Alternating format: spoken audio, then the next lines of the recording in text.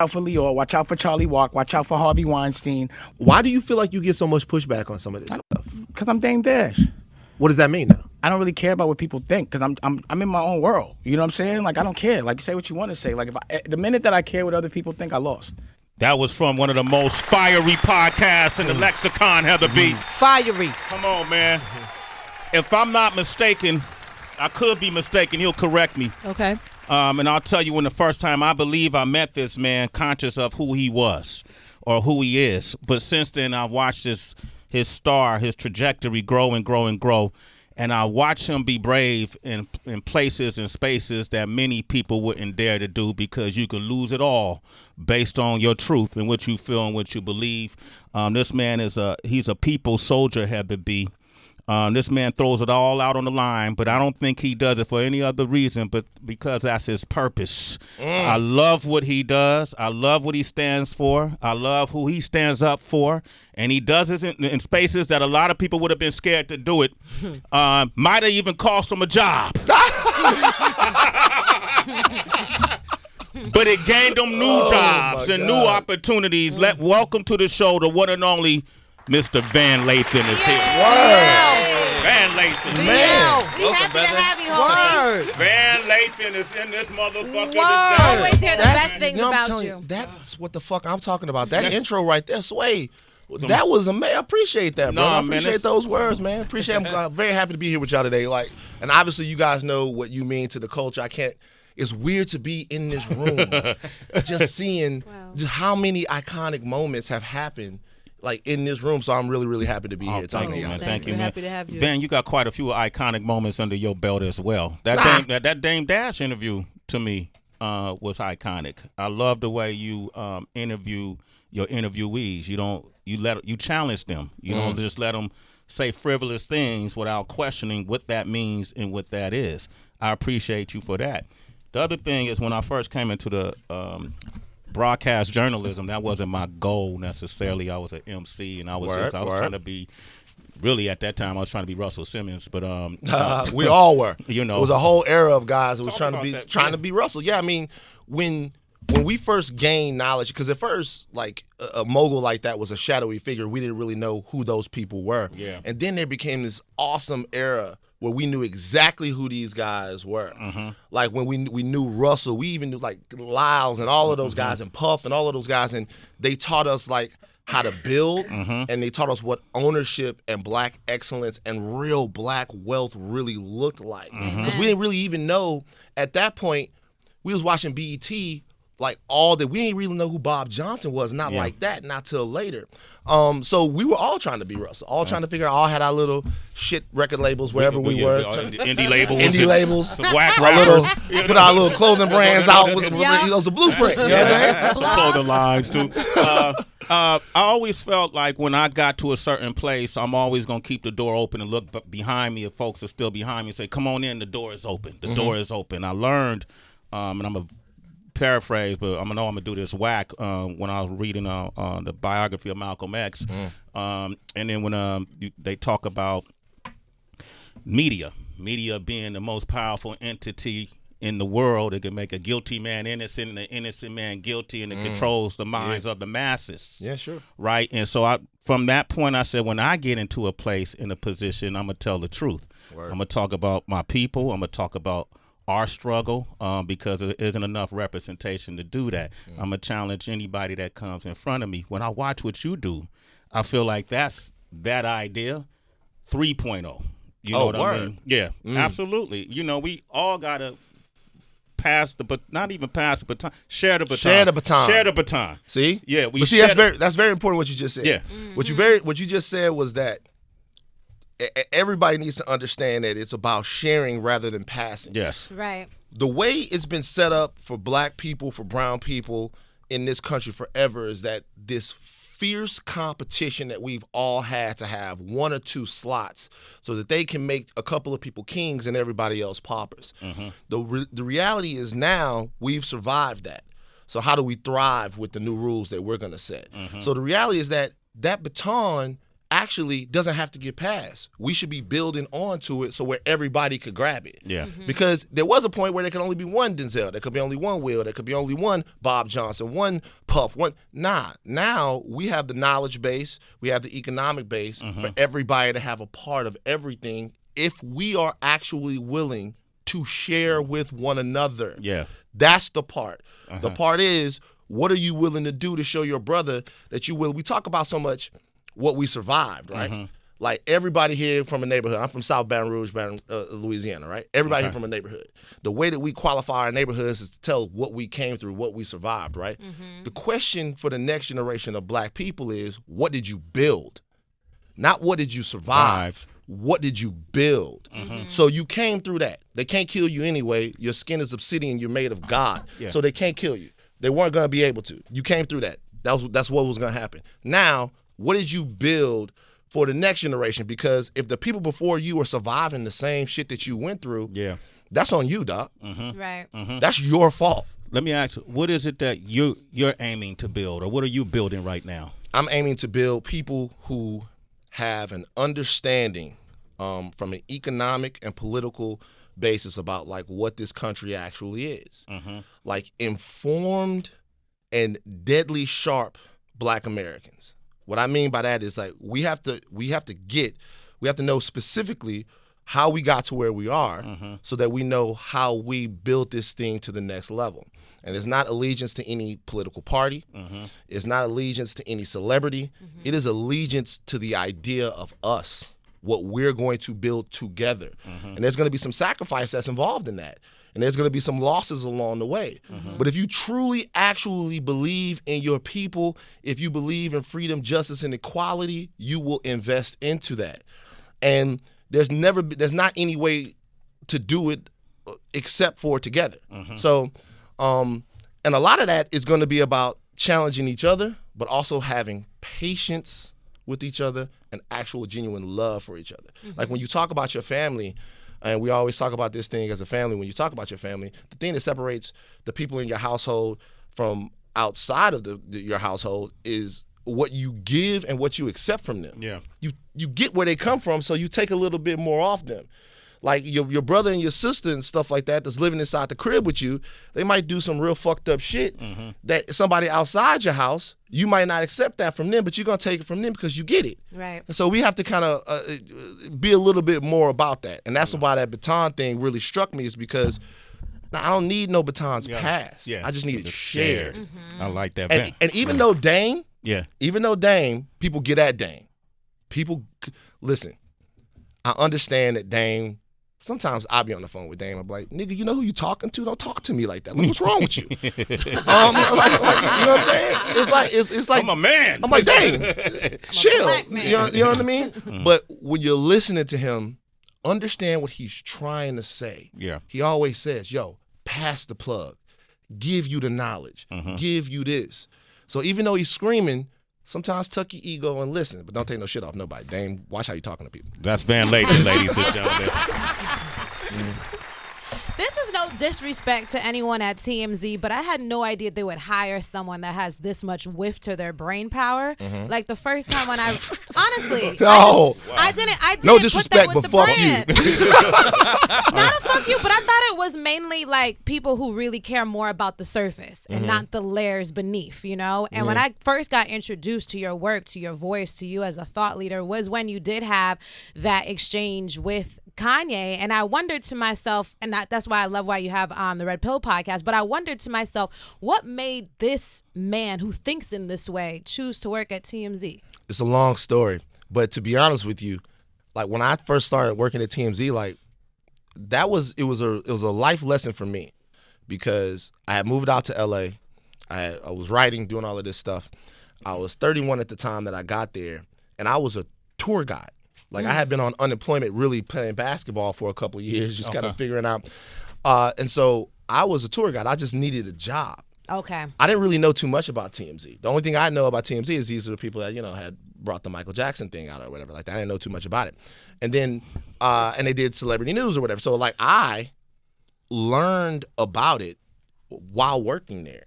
it was like it kind of found me. But even to take that job at that point where I felt like I was, oh man, like, what are people going to say?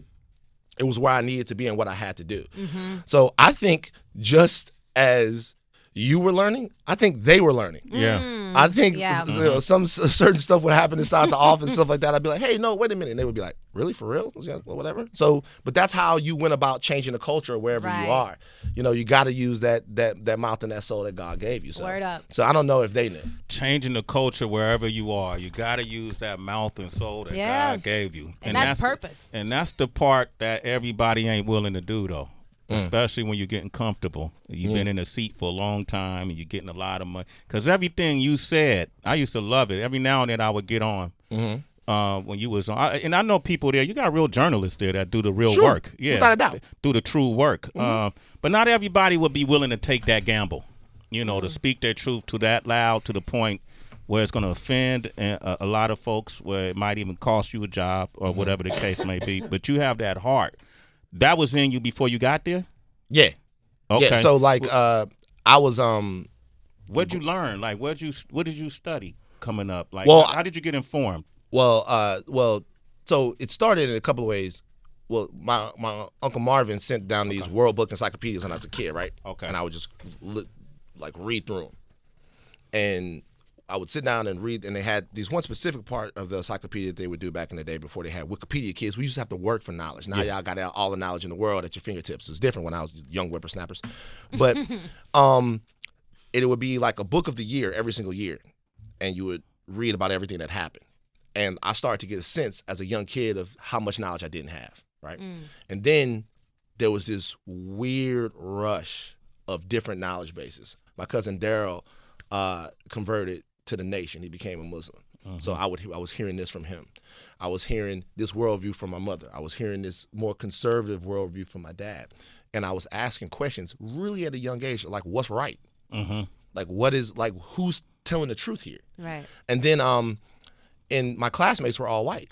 I was in the gifted program in Baton Rouge. And so the realities that I was living in my neighborhood and talking to people, I would say these same things to other kids, and they would be really on some like, do you watch Rush Limbaugh type shit? And I'd be like, what? And so I was in a constant push-pull to validate the things that I was hearing to them. And so the only way to do that was to be more informed. And this went on. It's funny when the thing happened. And by the way, there was never any animus. I was still good with all of these people. And I also learned that you don't have to be the asshole in the room to stand in your truth. Right. I think a lot of people worry about being liked. Yeah. Nah. The thing that America misuses and hates more than anything else is a weakling.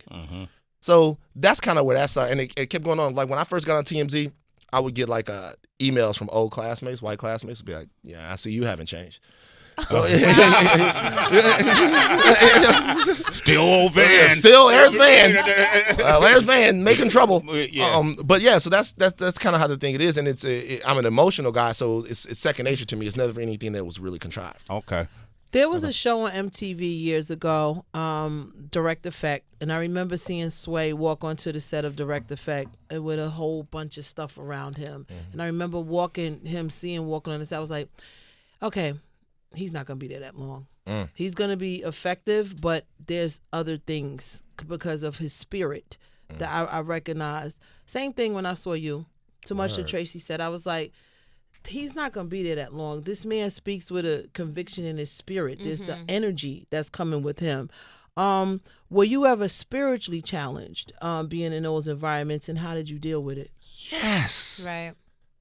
Not spiritually, culturally, emotionally, ethically, every single way.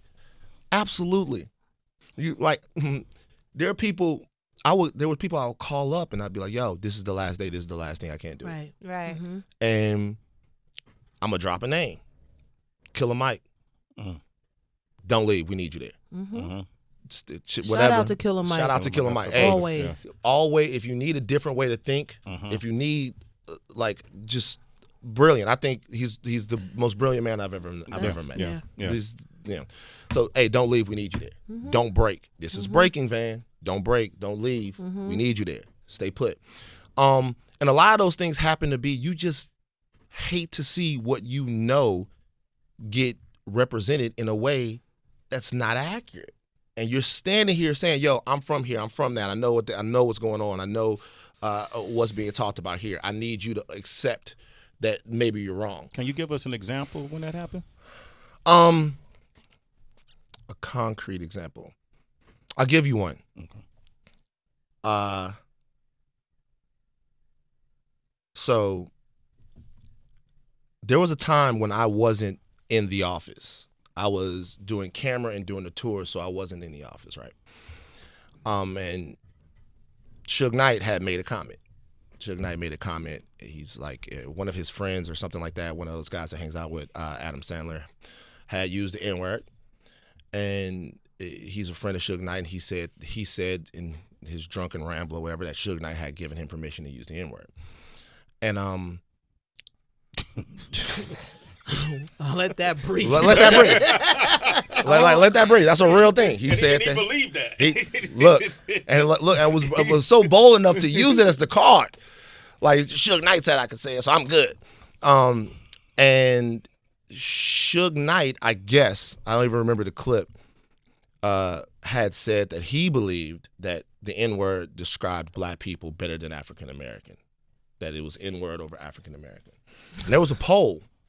This happened. There was a poll that went up on a Monday. I wasn't in the office.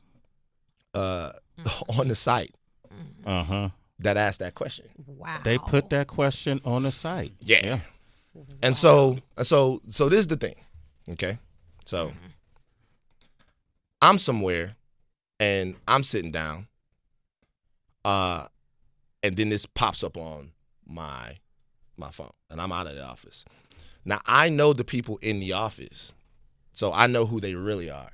So whereas that comes across as one particular way, I know that it represents a bunch of people who may not understand the particular history or the reason why that makes you want to rip the skin off somebody's fucking face when you see that, okay?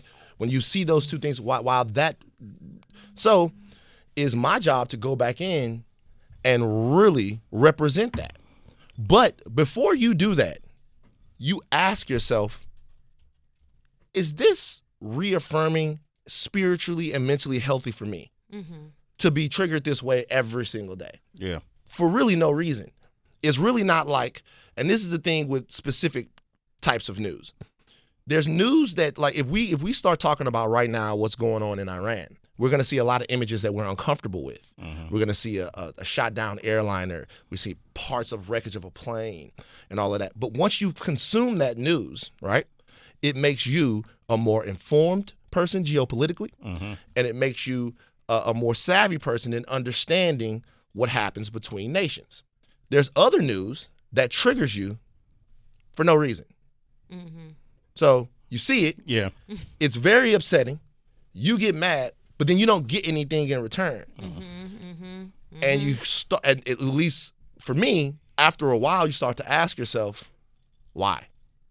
Now, entertainment is the goal. Yeah. And as long as you can say that you're entertained, then that's okay with you. But for me, it just wasn't always fun. Now, having said that, remember, when something like that happened, there was always a conversation. There was always... Van, and I was never edited. There was never anything that I had to say or that I had to give that they didn't let me get off, that they didn't try to take me out. They didn't try to cut out the Kanye. Never. I always had my forum, and so I had to appreciate that. Van Lathan, man. He only got a few more minutes. Mike, I'm going to let you, because Van made it very clear. He got a hard out. All right, so trying to do some business out here. I'm sorry, I'm being long-winded. We out here trying to do some business. Okay, go ahead, Mike. Van, one, glad to have you, man. Thank I you, really bro. respect what you're doing. To me, everything that you represent, especially that moment that Tracy G mentioned with Kanye West, was all about owning your agency. And I think a lot of individuals, particularly Black Americans and corporate America, are struggling with that notion of owning agency. And so I think as we move forward, in particular, your mission is to create this Black America that shares the baton. How much is it important for us to understand what owning our agency is in order to obtain that mission that you're striving for? Yeah, it's insanely important. Number one, we have to be comfortable with being us and empowered by being us. That's the first thing. So there's a ownership is hard for us to comprehend sometimes because we were blocked out of such a major part of America's wealth building, right? So I look at all of these old sort of documentaries, and I read all of this stuff about the men who built the country in America and the Industrial Revolution and all of that stuff like that. There was a lot of failure involved in that. There was a lot of trial and error. There was a lot of coming together. Those people got credit. Those people crowdfunded. Like even cereal, like, right? You eat Post cereal, right? That dude crowdfunded Post cereal. W.K. Post was working for the Kellogg's. He saw that they weren't going to use their cereal recipe. So he goes, okay, fuck it, y'all not going to use it? Cool. He went and got $100,000 from all of his friends to start his own fucking cereal, right? And so when I see that, I think that's something, number one, we couldn't have done at that point. We couldn't have, we didn't have the freedom, we didn't have the credit.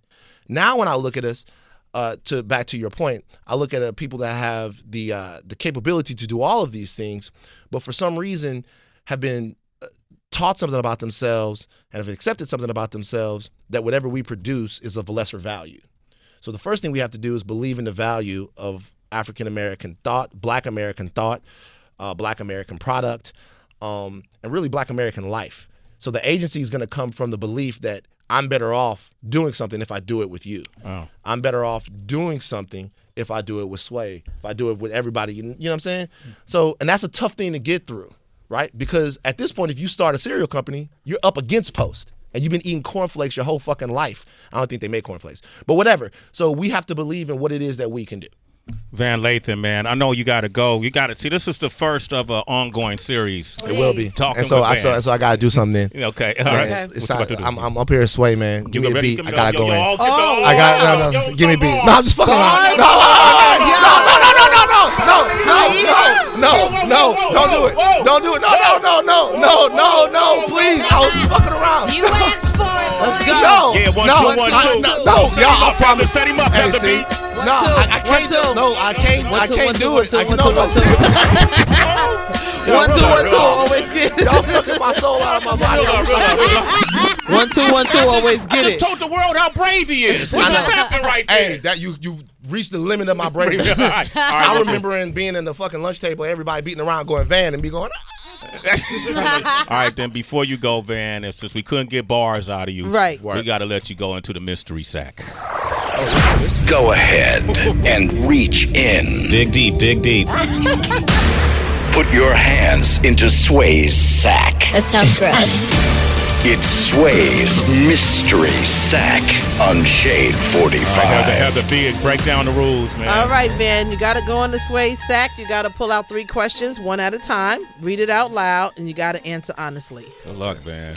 It's from all the listeners. The bars would have been easier, Van. Oh, man. What did it say? Who's the last person you had to unfollow on mute on social media, and why?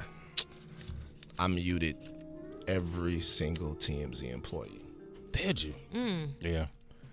I didn't unfollow or block anyone, but everybody that works there, I muted them. Just because I don't want to see it no more. Number 2. Oh, you still cool with folks over there? I'm still cool with a lot of folks. Yeah. But I gotta whip my mind around. Yeah. So that's what I did. Let's see. Number 2. When was the last time you thought I'm the shit? Shit. Puff called me. Puff called you? And like Puff called me, and so when Puff called me, and when Puff was giving me compliments and stuff like that, and that's not saying that these compliments weren't great. When Puff was saying, yo, you this and you that, I was like, yo, am I Mace right now? Is my shiny suit coming in the mail? Am I about to be in the desert with Puff doing the whole 9? That was one of the moments I was like, whoa. Yeah. But when your heroes call, though, man, it kind of reaffirms that you're doing the right thing. Yeah. You know what I mean? Like, it's like I'm not out here by myself. Right. It's like, come on, man. It's like Puff. It's crazy. Let's see the last one. Van Lathan, man. He's being honest here. Let's see what this one is, though. Told him the bars would have been easier. Who is your favorite white person of all time and why? Okay. So, that's a good one. My favorite white person of all time. And why? And why? Favorite white person of all time. I'm gonna say George Carlin. The comedian. Yeah. Okay. I can't really name politicians. I can't really name. George Carlin has a lot of problematic moments, but one of the first, I remember George Carlin said something on stage, and I watched it when I was a kid. He was like, "The United States only bombs brown people." It's like they don't fuck with anybody white.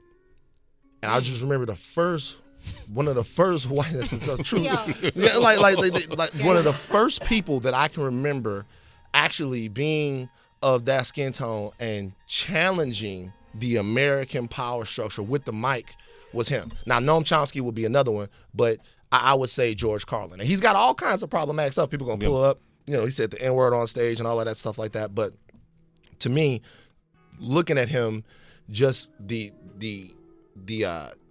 knowledge that I got from him as a kid, like he would be him. But I'm gonna be honest with you, I don't think that I have a favorite. I don't have like. Oh, you just said. I don't know if I have a favorite. Okay, but right. no, I don't hate, but just favorite is a lot. The favorite is a big word. It's a big word. Putting a lot on it. Van Lathan, man. Hey, Right. hey, Van. My man. Appreciate you, man. Yeah. Next time I'm gonna kick a written now. Count, boy.